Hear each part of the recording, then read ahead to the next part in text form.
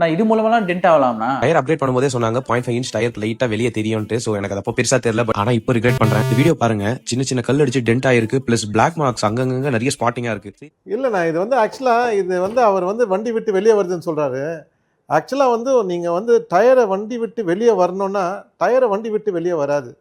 நீங்கள் negative offset wheel, அந்த alloy wheel நீங்கள் நெகட்டிவ் ஆஃப்செட் வீல் போட்டால் தான் டயர் வண்டி விட்டு வெளியே வரா மாதிரி இருக்கும். வீலும் டயர் ரெண்டுமே வண்டி விட்டு வெளியே வரா மாதிரி இருக்கும். அது வெளியே வந்தால் நிறைய ப்ராப்ளம் இருக்குது வண்டிக்கு. இவர் சொல்கிற மாதிரி ஸ்டோன் அடிக்கும், பாயிண்ட் நம்பர் 1. பாயிண்ட் நம்பர் 2, சேறு பயங்கரமாக அடிக்கும். நீங்கள் மழை காலத்தில் போகிறப்ப சைடு ஃபுல்லாக சேர் அடிக்கும். 3வது விஷயம் மோஸ்ட் இம்பார்ட்டன்ட், நீங்கள் வண்டி ஓட்டுறப்போ ஃபோக்கஸ் ரோட்டில் இருக்குது. ஸோ ரைட் சைடில் டயர் அடிபடுற வாய்ப்பு ரொம்ப ஜாஸ்தி. இது வந்து வெரி வெரி ரிஸ்கியான ஆப்ஷன். நாங்கள் எப்போவுமே நெகட்டிவ் ஆஃப்செட் வீல் ரெக்கமெண்ட் பண்ணவே மாட்டோம். பாயிண்ட் நம்பர் 2, நம்ம வந்து ஜென்ரலாகவே அலாய் வீல் வந்து ஓஇ அலாய் வீல் தான் ரெக்கமெண்ட் பண்ணோம். ஏன்னா அதுதான் சேஃபு, வண்டி ஓட்டுறதுக்கு அதுதான் பெஸ்ட்டு.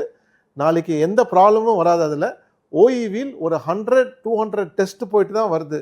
வெளியே வாங்குகிற அலாவில் நம்மளுக்கு சுத்தமாக தெரியாது எப்படி இருக்குன்னு. இந்த பாயிண்ட்டுக்கு வரத்துக்கு ஒரு நெகட்டிவ் ஆஃப்செட் வீல் போட்டால் நிறைய ப்ராப்ளம் வரும். முடிஞ்ச வரைக்கும் நெகட்டிவ் ஆஃப்செட் வீல் போடாதீங்க. உங்களுக்கு வண்டிக்கு ஷோ மட்டும் பண்ணோன்னா நெகட்டிவ் ஆஃப்செட் வீல் போடலாம். அது போட்டால் வண்டி ஷோ பயங்கரமாக இருக்கும். ஆனால் உங்களுக்கு பின்னாடி நிறைய பிரச்சனை வரும். Not safe, not worth it.